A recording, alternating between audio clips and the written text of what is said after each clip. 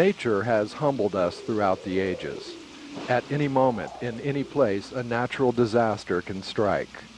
The cost can be the ultimate, the loss of life, or to a much lesser extent, the loss of lifestyle. During these times, more and more people are turning to generators for a semblance of comfort during major power outages. During the next few minutes, a look at portable and standby generators and how to utilize them safely. There are two basic types of generators, portable and standby. Portable generators are designed to supply auxiliary power to specific appliances and equipment, primarily using extension cords. Most of these types of generators are mobile and fueled by gasoline. Standby generators are hardwired to the home's electrical system and automatically operate when a power disruption occurs. Standby generators are usually powered by LP or natural gas. Somewhere near the end of 2011, the conversion should be complete. The many months of researching and preparing for a needed change will be behind us. A new and versatile system will be in place, a system that's been selected to meet the needs. Manufacturers rate the strength of a generator in terms of wattage. Choosing the size or wattage of the generator needed for your home should be determined after deciding which appliances and equipment you want powered during an emergency situation. Determine all of the appliances that you want the generator to operate beforehand. Then determine both the starting wattage and the running wattage requirements of those appliances. The starting load may only last a few seconds, but it's still very important when calculating the total wattage used. Your generator must be rated to handle the total wattage, including the startup load. Never exceed the rated capacity of your generator. Overloading the generator can cause serious damage to the unit and to the appliances connected to it. Also, keep in mind that if you're using a portable generator, it's not designed to operate continuously. So during emergency situations, it's better to run the generator for a few hours and then shut it off for a period of time. This will help you conserve gas and propane and the life expectancy of your generator.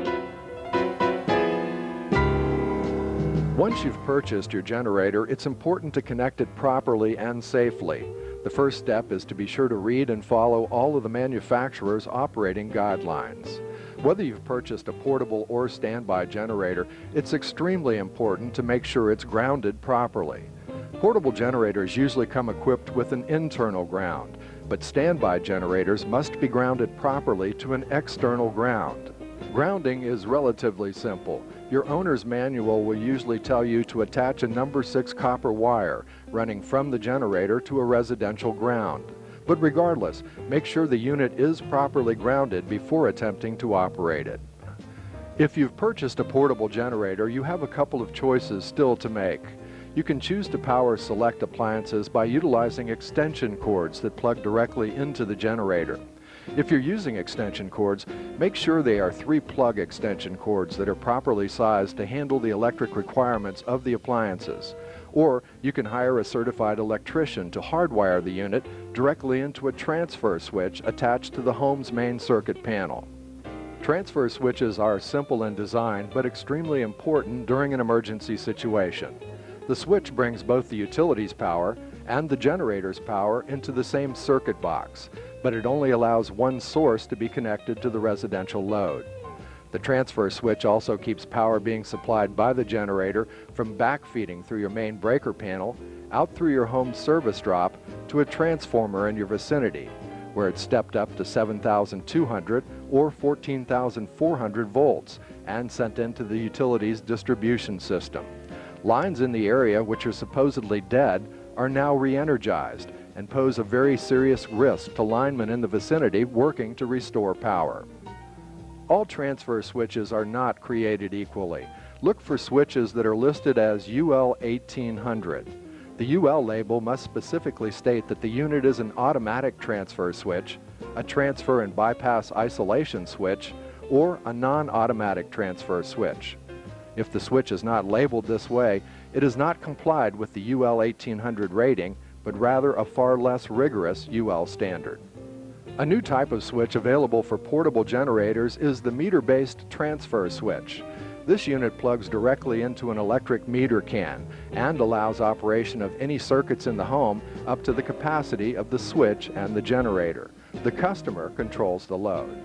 And keep this thought in mind. It's more economical to purchase a small window air conditioning unit to provide comfort to one room during emergency situations than it is to purchase a generator large enough to power a whole house central air conditioning system.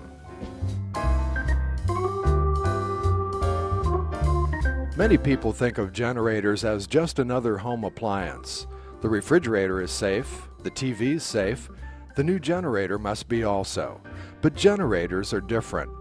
If you own a portable generator, it's usually powered by some sort of fuel. When fuel-powered engines are running, they give off carbon monoxide, an odorless but deadly gas. So never run your portable generator in an enclosed or partially enclosed space. Find a spot outside that is well ventilated and away from doors, windows, and vents that run into your home. Keep in mind that opening windows and doors may not prevent carbon monoxide from building up in an enclosed area. The exhaust on the generator can get extremely hot and potentially start a fire, so again, be aware of where you choose to situate your portable generator. Before refueling it, turn it off and let it cool down. Also, never store fuel for your generator in the home or near fuel-burning appliances such as a gas water heater. Store fuels outside of living areas in properly labeled safety containers. To avoid shock or electrocution, keep your generator dry and situated on a dry surface under an open canopy-style structure. Remember to dry your hands before touching a generator.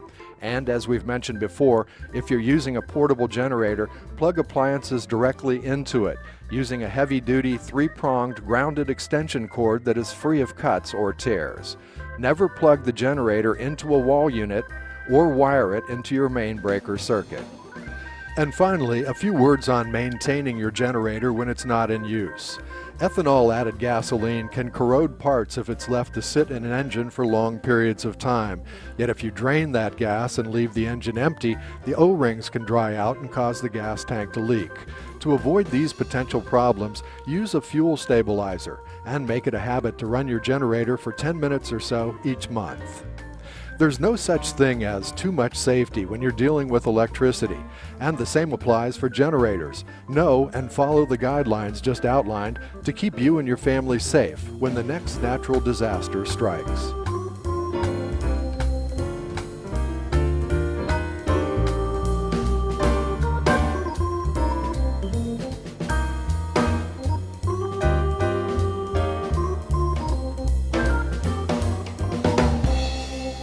Thank you.